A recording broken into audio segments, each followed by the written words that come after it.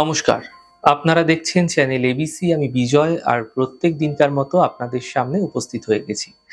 আচ্ছা, একটা পরিস্থিতির কথা ভাবুন তো। ধরুন সারাদিন পর আপনারা দুজনে খুব রোমান্টিক মুডে একসাথে বসেছেন। আপনি হয়তো খুব শখ করে কোনো একটা রান্নার আয়োজন করেছেন। আপনি আশা করছেন আপনার পার্টনার আপনার দিকে তাকিয়ে সুন্দরভাবে রোমান্টিক ভাবে সে আপনার সঙ্গে কথা বলবে। কিন্তু তিনি আপনার দিকে তাকিয়ে ১ম কথাটা কি বলল জানেন? আচ্ছা, তুমি ওই সোফার উপরে তোয়ালেটা ওভাবে কেন ফেলে রেখেছো? অথবা আজকের ডালটায় কেন নুনটা একটু বেশি হয়েছে? শুনেই মনটা কিন্তু আপনার এক মুহূর্তে খারাপ হয়ে গেল। তাই তো? মনে হলো এত কিছু করলাম আর শুধু এই সামান্য ভুলটাই চোখে চোখে পড়ল তার? আবার ধরুন মাঝরাতে আপনার কোনো হঠাৎ খুব ভীষণ শরীর খারাপ হয়েছে, কোনো জ্বর চলে আসলো। অফিসে এমন একটা জটিল ঝামেলায় আপনি পড়লেন, আপনি একা সামলাতে পারছেন না। এই মানুষটাই কিন্তু নিজের ঘুম, খাওয়া-দাওয়া ছেড়ে আরাম সমস্ত কিছু ভুলে গিয়ে আপনার পাশে ঢাল হয়ে দাঁড়িয়ে থাকবে। কোনো রাগ নেই, কোনো বিরক্তি নেই, একদম প্রফেশনাল ম্যানেজারের মতো আপনার সমস্ত মুশকিল আসান করে দেবে। যদি আপনার পার্টনারের মধ্যে এই অদ্ভুত বৈপরীত্য দেখতে পান যে একদিকে সে প্রচণ্ড খুঁতখুঁতে, আবার অন্যদিকে অবিশ্বাস্য রকম দায়িত্বশীল, তাহলে মিলিয়ে নিন আপনার পার্টনার ১০০% কন্যা রাশির মানুষ। আজকের এই কয়েক মিনিটের বিশেষ পর্বে আমরা এমন কয়েকটি বিষয় আলোচনা করব, কিছু বিশেষ গভীরে গিয়ে বিশ্লেষণ করব। কন্যা রাশির মানুষের মন আসলে কিভাবে কাজ করে, এরা ভালোবাসে কিভাবে এবং এদের গোপন মানসিক দুর্বলতাটাই বা কি জানবো। ভিডিওটা শেষ পর্যন্ত দেখুন, কারণ মাঝের অংশগুলোতে আমি কিছু বাস্তব সম্পর্কের সিক্রেট বলবো যা আপনার চোখ খুলে দেবে। চলুন শুরু করা যাক। দেখুন, জ্যোতিষশাস্ত্রে কন্যা রাশি হলো একটা আর্থ সাইন, পৃথ্বী তত্ত্বের রাশি, পৃথিবী তত্ত্বের রাশি, মাটি তত্ত্বের রাশি। আর এদের অধিপতি গ্রহ হচ্ছে বুধ। বুধ কিসের প্রতীক? বুদ্ধির প্রতীক, লজিকের প্রতীক, অ্যানালিসিসের প্রতীক, হিসাব নিকাশ, নিখুঁততার প্রতীক। এর সহজ অর্থ হলো কন্যা রাশির মানুষের মস্তিষ্ক কিন্তু সাধারণ মানুষের মতো নয়। এদের মাথায় ২৪ ঘন্টা যেন একটা স্ক্যানার, সেন্সর মেশিন চলতে থাকে, সেন্সর মেশিন বসানো আছে। আপনি একটা ঘরে ঢুকলে হয়তো দেখবেন ঘরটা কতটা সুন্দর, ঝকঝক চকচক করছে, কিন্তু কন্যা রাশির পার্টনার ঘরে ঢুকে আগেই দেখবে কোণের ফটো ফ্রেমটা বোধহয় ১ ইঞ্চি একটু বেঁকে গেছে, অথবা দেয়ালে একটু ধুলো জমেছে মনে হচ্ছে, ঘরের মেঝেটা বোধহয় একটু ধুলো ধুলো হয়ে গেছে। এটা কিন্তু এরা ইচ্ছে করে করে না, আপনাকে জ্বালানোর জন্য করে না। এদের ব্রেনটাই এভাবে ডিজাইন করেছে ঈশ্বর। এরা আগোছালো পরিবেশ বা ভুল জিনিস দেখলে ভেতরে ভেতরে শারীরিক মানসিকভাবে অস্বস্তি বোধ করে। এরা যখন একটু নোংরা আবর্জনা, একটা প্লেসটা ঠিক থাকে না, এদের পরিষ্কার পরিচ্ছন্ন থাকতে চায়, তখনই কিন্তু এদের মাইন্ডটা কি হয়, ডিস্টার্ব হয়ে যায়। এদের রোম্যান্সের ধারণাই এদের ক্ষেত্রে কিছুটা আলাদা, জানেন তো? ঘন্টার পর ঘন্টায় ফোনে মিষ্টি মিষ্টি ফালতু কথা বলা বা প্রতিদিন ফেসবুকে পার্টনারের ছবি দিয়ে বড় বড় পোস্ট লেখা, এগুলোতে কন্যা রাশি কিন্তু খুব একটা কমফোর্টেবল নয়। বহু ক্ষেত্রে দেখেছি এরা ডায়লগে বিশ্বাসী নয়, এরা অ্যাকশন, কাজে বিশ্বাসী, ভীষণ কর্মঠ রাশি। এরা ভালোবাসার প্রমাণ দেয় আপনার লাইফ ইন্স্যুরেন্সের প্রিমিয়ামটা সময় মতো আপনি জমা দিয়েছেন তো, আপনার গাড়ির সার্ভিসিং করিয়ে এনে, কিংবা আপনার শরীর খারাপ হলে নিজের হাতে ওষুধ খাইয়ে দিয়ে। এরা মিষ্টি কথার প্রেমিক নয়, এরা জীবনের আসল বিপদের কাণ্ডারি।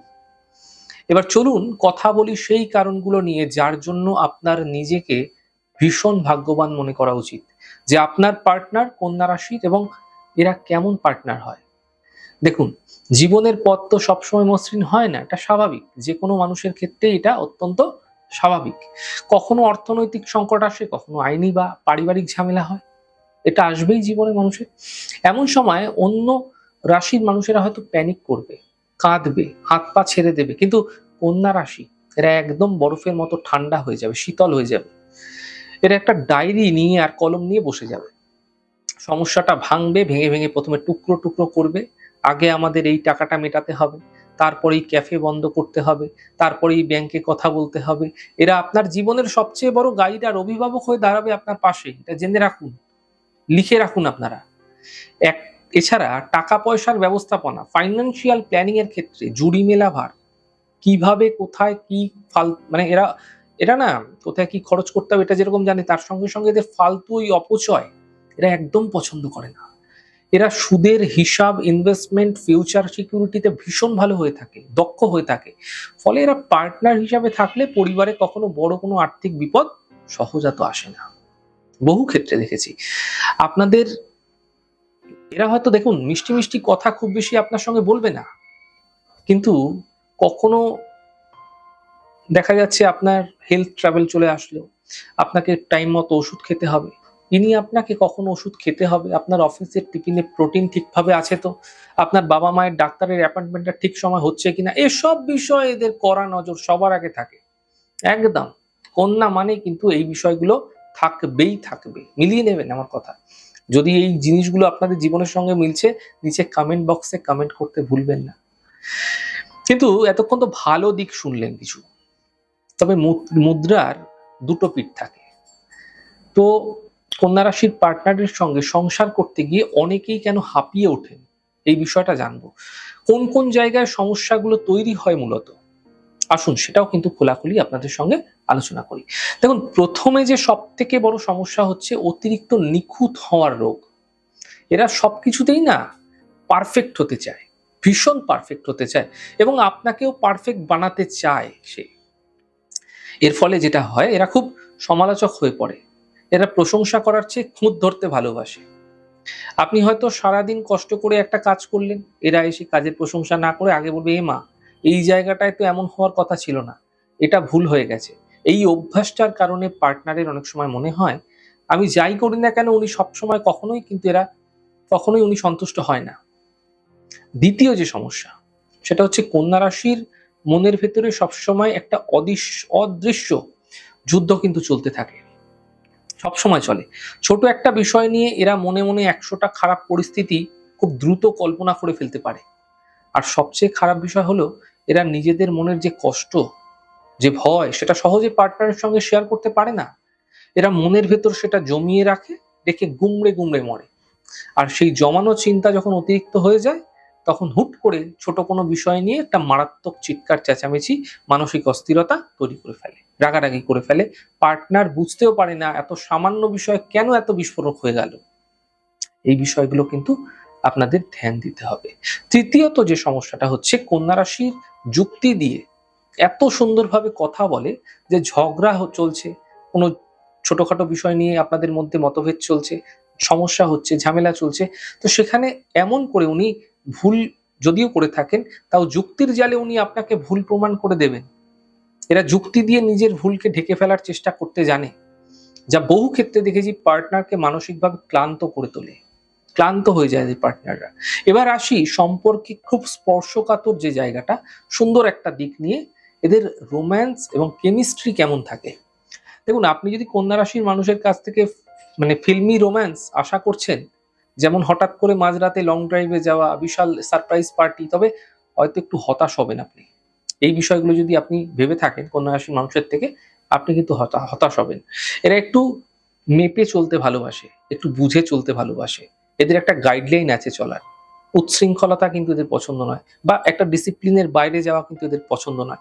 কিন্তু এরা মোটেও নিরস মানুষ নন। দরজার আড়ালে অথবা প্রাইভেট স্পেসে এরা অত্যন্ত গভীর, প্যাশনেট এবং আবেগঘন পার্টনার হতে পারে। এদের রোম্যান্সের ধরনটা কিন্তু স্পর্শ ভিত্তিক, অনুভূতি ভিত্তিক। তাই আপনাকে এগুলো কিন্তু বুঝে চলতে হবে। তবে একটা সিক্রেট, এই বিষয়টা কিন্তু আপনারা মাথায় রাখবেন, যদি ঘরে কোনো কাজ বাকি থাকে, যদি কোনো বিষয় নিয়ে এদের মাথায় চিন্তার বোঝা থাকে, যে কোনো ক্ষেত্রে হতে পারে সেটা, তাহলে আপনি যতই চেষ্টা করুন, যতই আয়োজন করুন না কেন, এরা রোমান্টিক মুড কিন্তু এদের মধ্যে আপনি দেখতে পাবেন না। এদের মুড তৈরি করার প্রথম নিয়মই হলো আগে এদের মাথার দুশ্চিন্তা খালি করা। এদের একটু সাহায্য করে দিন, পরিবেশটা পরিষ্কার করে রাখুন। এরা পরিষ্কার পরিচ্ছন্ন, ঝকঝকে চকচকে না থাকলে না একদম এদের মানে মাইন্ডটাই গন্ডগোল হয়ে যায়। ধরুন এরা ঘরে ঢুকলো, ঘরে ঢুকে দেখছে যে জামা কাপড়গুলো আগোছালো রয়েছে, বাসনপত্রগুলো আগোছালো রয়েছে, তাহলে কিন্তু এদের মেজাজ খুব গরম হয়ে যায়, এরা অস্থির হয়ে যায়। কতক্ষণে সেগুলোকে ঠিক করবে। তাহলে এতক্ষণ তো আমরা বুঝলাম যে কন্যা রাশির মানুষ কেমন হয়। এবার আসি সবচেয়ে গুরুত্বপূর্ণ জায়গায়, আপনার পার্টনার যদি কন্যা রাশির হয়, তবে কি করলে আপনাদের মধ্যে ঝগড়া ঝঞ্ঝাট কম হবে, উনি আপনাকে পাগলের মতো ভালোবাসবে, কি করলে? দেখুন, এক তো আগোছালো ভাবে থাকাটা একটু দূর করুন। ওদের স্পেস দিন। এদের সঙ্গে থাকতে হলে নিজের জীবনের কিছু ছোট ছোট অভ্যাস, যেখানে পরিচ্ছন্নতা নিয়ে আসার চেষ্টা করুন। আপনি পরিচ্ছন্নতা আনুন, জুতোটা নির্দিষ্ট জায়গায় রাখুন, ভেজা তোয়ালেটা বিছানায় ফেলে রাখবেন না। এই সামান্য বিষয়গুলো মানলেই এদের না 50% রাগ কমে যাবে। বুঝুন বিষয়গুলোকে। আর এরা যখন নিজের কাজে ব্যস্ত থাকে তখন অহেতুক এদের কোনো বিষয়, কোনো কাজের বিষয় তো নাই। ভুল করে ঘ্যান ঘ্যান করবেন না। এদের একটু নিজের স্পেস দিন। এরা মন দিয়ে কিন্তু কাজ করতে ভালোবাসে, কাজ করতে দিন। দ্বিতীয়ত যে গুরুত্বপূর্ণ বিষয়, দেখুন ইমোশনাল ড্রামা বা লজিক দিয়ে কথা বলুন। ইমোশনাল ড্রামা একদম নয়, লজিক দিয়ে কথা বলুন। দেখুন ঝগড়া হলে কখনো কান্নাকাটি, চিৎকার, অহেতুক খোঁটা দিয়ে কথা বলবেন না। এতে এরা আরো দূরে সরে যাবে। একদম ঠান্ডা মাথায় বসুন, বলুন তোমার এই কথাটা আমার খুব খারাপ লেগেছে, এবং পরপর তাকে একটা একটা করে যুক্তি দিন। যুক্তি দেখালে এরা সঙ্গে সঙ্গে নিজের ভুল স্বীকার করে একটু নমনীয় হতে পারে। 3 নম্বর যে বিষয়টা, এদের নীরবে করা কাজগুলোর মন থেকে প্রশংসা করুন। কন্যা রাশির মানুষরা প্রশংসা শুনতে ভীষণ ভালোবাসে। যদি এরা মুখে সেটা প্রকাশ করে না, কিন্তু প্রশংসা শুনতে এরা ভীষণ ভালোবাসে। এরা আপনার আর আপনার পরিবারের জন্য সারাদিন নীরবে যা যা কষ্ট করেছে, এমনি তো খুব পরিশ্রমী হয় না কন্যারা, তো সংসারের জন্য খুব করেও। তার জন্য দিনে অন্ততপক্ষে একটা বার হলেও আপনি বলুন যে তুমি আছো বলেই আমার সংসারটা সুন্দরভাবে চলছে। বিশ্বাস করুন এই সামান্য একটা বাক্য এদের হৃদয়ে জাদুর মতো কাজ করবে। সবশেষে একটাই বলবো, কন্যা রাশির পার্টনার পাওয়া মানে জীবনের এমন একটা লাইফ পার্টনার পাওয়া যে আপনাকে কখনো বিপদে ফেলে, একলা ফেলে পালিয়ে যাবে না। এদের বাইরের খোলসটা হয়তো একটু শক্ত বা কঠিন মনে হতে পারে, কিন্তু ভেতরের মনটা কিন্তু একদম খাঁটি। একটু ধৈর্য ধরে এদের সাইকোলজিটা বুঝে চলতে পারলে এরা কিন্তু পৃথিবীর সেরা জীবনসঙ্গী হতে পারে। এদের মধ্যে সেই কোয়ালিটি রয়েছে। তো কেমন লাগলো আজকের এই আলোচনা প্রতিবেদন? আপনার পার্টনার কি কন্যা রাশির? আমি যে পয়েন্টগুলো বললাম তার মধ্যে কোন ঘটনাটা আপনার আর আপনার পার্টনারের সঙ্গে হুবহু মিলে গেছে? নিচে কমেন্ট বক্সে অবশ্যই জানাবেন। চ্যানেলে যদি আপনি নতুন হয়ে থাকেন তাহলে সাবস্ক্রাইব করে বেল আইকনটি প্রেস করে দিন। আমাদের সঙ্গে যুক্ত থাকুন। আবার দেখা হচ্ছে আগামী পর্বে এমন কোনো ইন্টারেস্টিং বিষয় নিয়ে। ভালো থাকুন, সুন্দর থাকুন, সুস্থ থাকুন। নমস্কার।